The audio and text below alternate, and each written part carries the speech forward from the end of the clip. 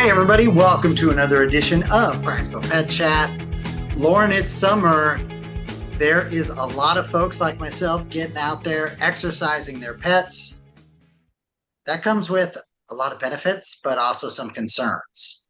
So, what's your biggest concern when you think about summer pet exercise? Oh gosh, how do I pick one? There are a lot. There are a lot. I have two that are close to number one. I would say people who don't realize just how hot the ground is. And they dismiss it like in some way their kids' paws are impervious to temperature or extreme temperature, or they have different definitions of what extreme temperature is. And then the other thing would be the flat-faced kids, the brachycephalic kids, the bulldogs, the Frenchies, the Shih Tzus, the boxers, all of them. Um, oh man, that's tough on them, that heat. It's already tough for them because it's hot and they're panting. But then any exercise that gets added into that just makes it a struggle. Yeah. Yeah, and I think the other thing too is there's a lot of charts out there and all that. You know your pet. And so if you're seeing any kind of struggle, like stop. It frustrates me so much. I know we've talked about this before. I like to take Belle for hikes with me. I don't do that at the hottest part of the day though. And what kills me and really frustrates me, and it's hard to hold my tongue. In fact, I really don't these days. I'm that guy who's coming back from the end of his and will say, "Are you just getting started? You probably don't want to do that with your like." There are people that take their bulldogs out on these walks, and I'm like, "That's awesome. If you had done that 2 or 3 hours earlier." So the biggest like thing for me is like plan. And where's your water? Like, what? Like, I just that's great that you can do it without any water. Your pet should not be expected to do what you can do. And so I'll just start there with my little feedback on the definitely on the ground. Um, it just blows my mind if you're wearing shoes and your dog's not. And by the way, I'm not a big dog shoe guy either. There are times where I understand that, but if you're going out on a 3 4 mile hike, that's how they exhale their heat. So you better Right. make sure those are breathable. I've seen some better designed dog shoes than others. Um, Have you seen the rubber ones? I have, yeah. The rubber ones are just mind-blowing to me. It's I, like, what makes you think that's a good idea? It's hot. They're already hot, and then you're going to encase rubber around their feet. And then how are they supposed to get any air and breathability and, sweating right. through their Yeah, you got paws? to And really look at the design. I've seen some well-designed ones that are breathable and have that breathable texture because they've got to me, the material is certainly important, but it's the design that is more important. And I just got so frustrated where I'm they, like, listen, I'm the photographer, right? So I put clothes on animals and all the rest, but I don't ask them to go make a hike in that. Okay, would never do that. And yet I see these shoes, and you can just see how uncomfortable. Now I've seen some pets that are super comfortable, and I'm like, oh wow, that's so cool. Look, can I see the design of that? The design of the shoe is just great. Still a long way to go, though, in my opinion. So I don't do that to Belle, and I wouldn't have done it to Sugar or Zoe. Just not how I'm gonna do all that. well, and But the other consideration too is the density of their coat. yeah, I mean, taking a double or triple coated dog out into 100-degree heat in the hottest part of the day. It's like, come on, we can't pick another time of day to do that. and that's where I'm gonna be honest with everybody out there. That's where Belle is very fortunate because I'm not doing that myself, and maybe that should be the criteria Right. some people Well, start to include. right. It's That's like exactly right. if you wouldn't do that yourself, why are you expecting? And even if you would, have some grace. That's craziness to me. Well, I saw Uh, a guy running with a husky and he was jogging and running and the guy was really fit, and he clearly worked out and everything. This dog was struggling and he's trying to dad wants him to run with him, and they're on sun-baked asphalt and running all out and this dog's a Siberian husky. It's like, come on, man. yeah, I mean, so obviously Belle is a mix, and a lot of folks will, mistake her for husky full blown or other wild animals. She's none of that, which is another thing too. How you're keeping your dog when you're exercising connected to you. I see a lot of folks on the trails that will let their dogs free. That's not good for me and Belle. Um, Belle gets curious, but then she gets scared because she's been attacked by a dog, you know. And so, just for everybody's sake, your dog safety, my dog safety, keep them attached to you. If not, then don't be on a regular trail where you're going to encounter other pet parents because you don't know how their pets are going to react. You don't know how other folks that are out there using those same trails are going to react. So, really important there. Um, I think the other thing too, I like that you brought up water sports as well. So I've got a pool. Bella loves the pool. She uses the pool more than any of us. Um, and but I got to worry about it because honestly, there are issues. She is one of those. She likes to dunk her head under. She just really is. We've all seen the videos of the dogs that, it's like time to come in. And they're like, sure, after one more jump in, that's Belle. I'll say, Belle, no more water and she'll take a little two steps. It's fun. Maybe one of these days I'll video it, but it'd be hard for me to hold a phone straight because it's just so damn cute and funny. And she'll just like, okay, yeah, no, I'm coming, and she's walking sideways to get back to the pool shelf and then back under the water. The problem with that is, you've got the hyponatremia, which can happen, and it's like, whoa, hey, that I've seen her at times where she just loves. I mean, that's one of her favorite things to do when people are in the pool. They flip water at her and she, likes to catch it and, all the stuff, have it wash over her. But too much water and all of a sudden, there's issues. And so if you're not familiar with that, take a look at that. Um, Well, the it's issues with ice too. oh yeah, exactly. Same thing. People will tell me, in the summertime, I just give my dog a bowl of ice, Yeah. and it's like, oh, that's not such a great idea. Well, and that's that whole thing. Oh, I just turned the hose on. The dog loves the hose. Right. The dog's like, but that's all going down quicker. It's the same. Think about it maybe in this way. Very similar when you put a dog food bowl down and the dog just goes at it, and you've got those they're just hoovering it down, right? Yeah. Same thing with the water. Too much causes issues, causes problems. Don't let that happen. Make sure they're getting their break. Make sure they're not just gulping down. I'm not worried about brain freeze as much as I am bigger issues down within the stomach and all that. And you'll see because Right. they get a little unbalanced or they get a little, feisty, and they'll just have that moment of like, oh, what's happening here? Well, dogs have died. Dogs have Yeah. died Oh from no, that. 100%. Yeah. It's just The ice serious. and the water and People don't believe and no, people be like, they're oh just no, my dog's fine. Blah, blah. By the way, and great back.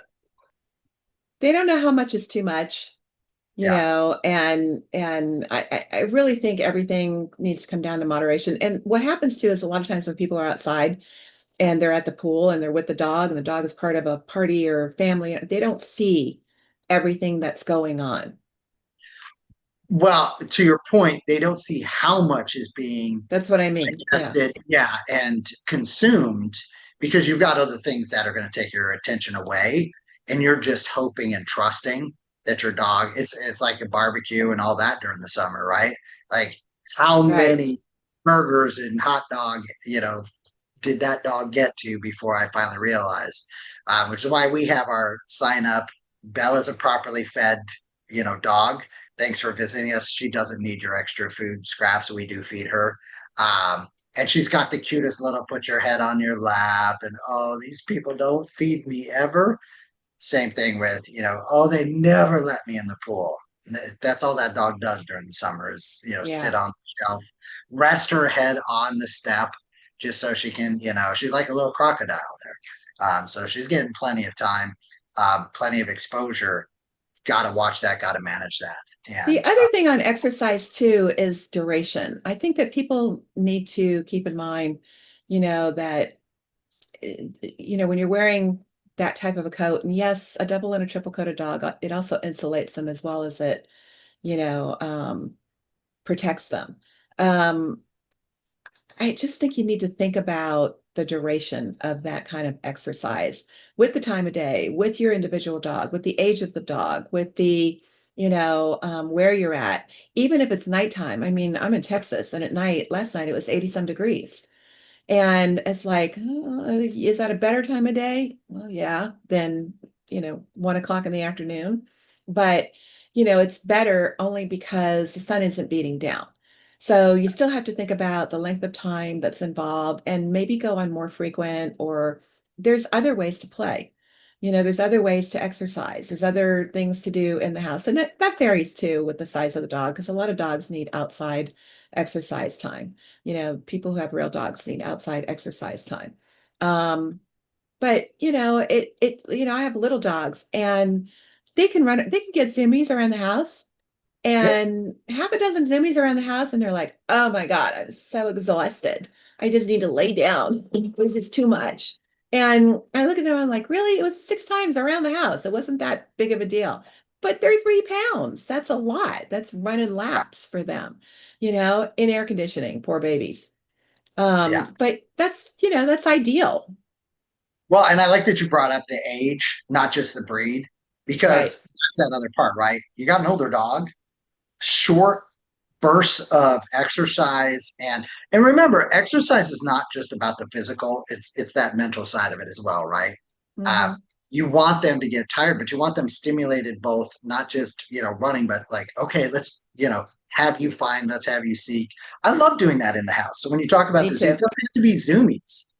It can be, I'll go to different parts of the house, and it's one of my favorite things to do with Belle because we got different turns in the Us house. too. We've got Yep. upstairs, downstairs, and Belle is just what I love because I call her, it's her telescope ear. She's got that one ear that like sticks up at the minute you're like, Belle, where? And it's sorry, uh, looking down. She's like, I got the ear, Dad, I'm good. Um, but I love doing that, and I'll literally text the kids like, call Belle. Let's see if she will run upstairs, check on you, and all that. And we've got, and to your point, by the way, so Belle's got some vestibular issues and all that. So we've got pads on each one of the stairs so that she can get a grip, because otherwise they're wooden stairs. And so, but I like that because I'll get a tip off from her, like, hey, she's tired, she's exhausted, because I can see how she's approaching the stairs as well. Right. You know your pet. I mean, that's just the end all be all for everybody out there. And if you don't, what a great opportunity to learn those things and learn those idiosyncrasies that only they have. That's that you're your pet's expert, you're your pet's advocate, and do those things. But there's also just little things, sometimes just a little tug of war on the couch while you're watching something else. That's all they need sometimes. Just get that out of me. Get that, Mhm. you know, uh, Belle is really funny because she does have that husky part of her, and she'll talk, and she and I will argue for like 15, 20 minutes. And then, everybody's like, she's getting amped up. She's getting amped. I'm like, nah, she's just being herself. She's just funny. And she'll come up, lay down right next to me, put her head in my lap. Good conversation, Dad. Yep, awesome. Lots of fun. One of Uh, my 3 pounders does that. We can't have anybody else in the house having a conversation with us that she doesn't feel like she needs to be right in the middle of it, holding her own, chatting it up, not barking. It's it's like, oh my God. After 5 minutes, you're like, why are you part of this conversation? She's like, what do you mean? I'm here. I'm part of uh, it. yeah, But we also play go find mom, go find dad, yeah. which is really fun. It was really fun in the store because we had so many places we could hide and I would climb onto shelves and, Oh, dogs wouldn't be able to find the They know you're there, they know you're somewhere, but they can't find you. And that was really fun. There's so many things to do. The idea is to keep exercising but maybe a little differently. And it's not just summer, even in the winter, you have to think about it because extreme True. temperatures again, extreme cold can be tough on some dogs for their breathing and, Right. their ability to deal with that kind of cold. It's great again if you have a husky, but if you have a single coated dog, a poodle or Shih Tzu or something like that, they're shaking the whole time. Right. And they just want to do what they got to do and come back in. So you have to come be creative again. So there isn't just one way to exercise, but you do need to think about it just like you would for two-legged children. Right. You need to be Well, watchful and protective. yeah, I like one of the other things I like that you just called out, and I had it on my list here is also keep in mind with those single coated dogs, sunburn's a real thing for pets. Yeah. And, I know a lot of folks would be like, oh, please don't go to the, suntan spray and all the rest of that sunscreen for dogs. No. I'm not advocating that. What I'm advocating is be aware. Be aware. Awareness, right. Yeah. Because there is no way for them to communicate to you. And then, I've had folks go, oh my God, I think something's wrong with my dog because I went to touch her, Rob, and she just yelped and jumped. Should I get her to the vet right away? And I'm like, well, what are you doing all day? What is she walking different? Is anything else different other than you touched her and it's summer? Yeah, no, we were outside all day and it was just great. And I'm like, so did your dog have a place to get out of the sun? Because that could just be a sun. Oh, wait, that's real. They can get sunburns.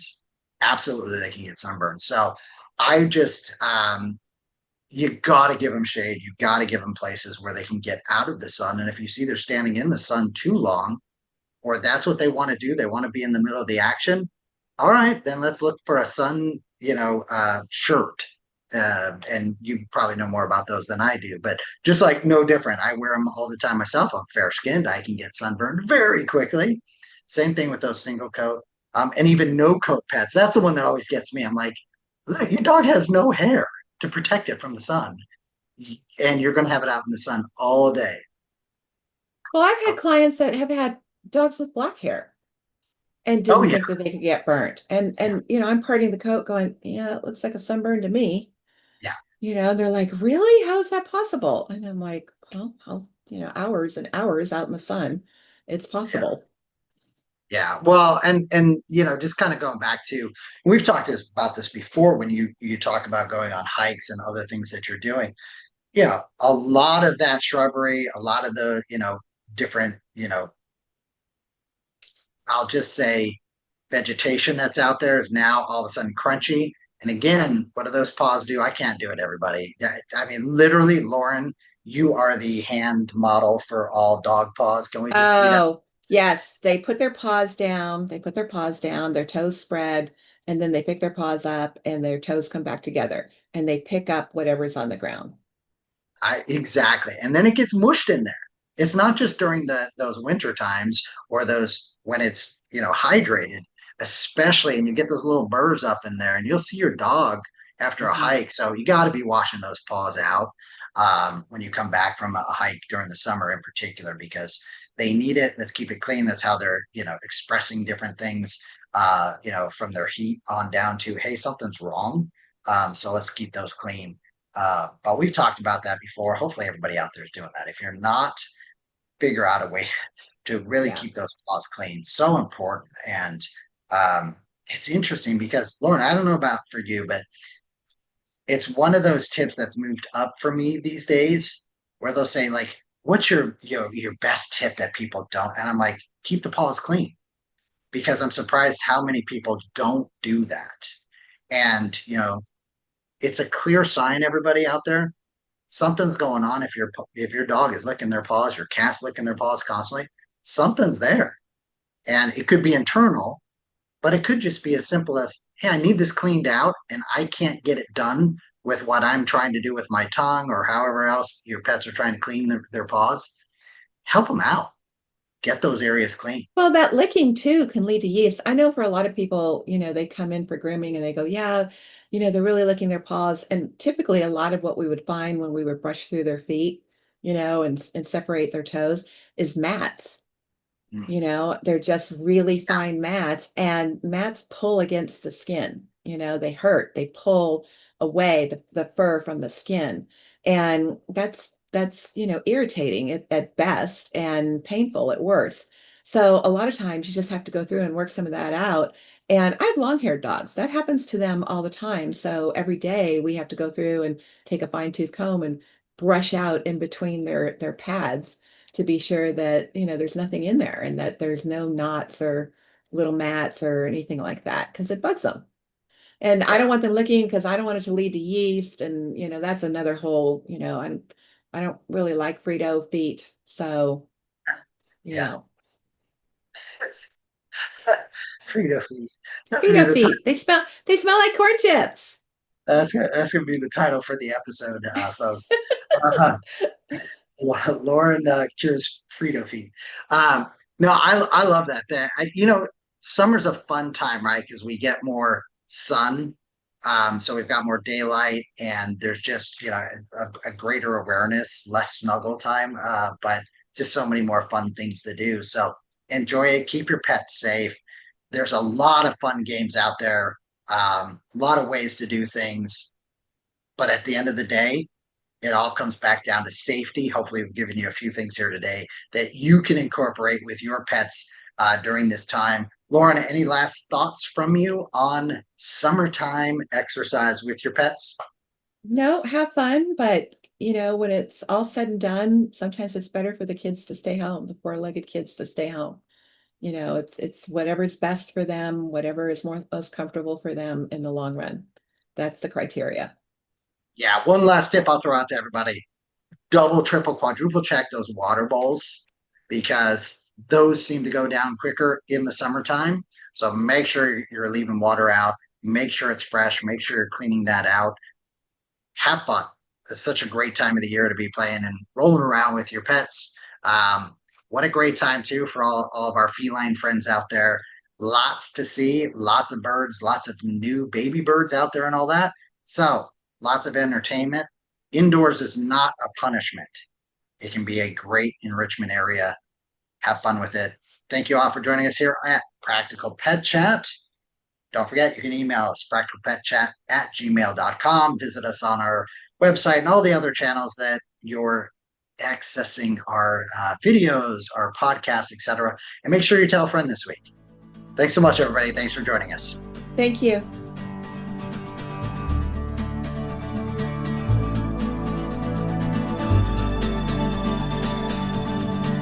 The content of this podcast is for informational purposes only. It is not intended as, nor should it be construed as, professional medical advice, diagnosis, or treatment for your pets. Always seek the advice of a qualified veterinarian with any questions you may have regarding your pet's health or medical condition. Never disregard professional veterinary advice or delay in seeking it because of something you have heard on this podcast. The hosts and the guests of this podcast are not liable for any actions taken based on the information shared during these episodes. Any reliance on the information provided is solely at your own risk. Copyright 2025 Practical Pet Chat, all rights reserved. Unauthorized duplication, distribution, or reproduction of any content from this podcast, including but not limited to audio, scripts, and show notes, is prohibited without prior written consent. The opinions and views expressed by the host and guests are their own and do not necessarily reflect the views of Practical Pet Chat.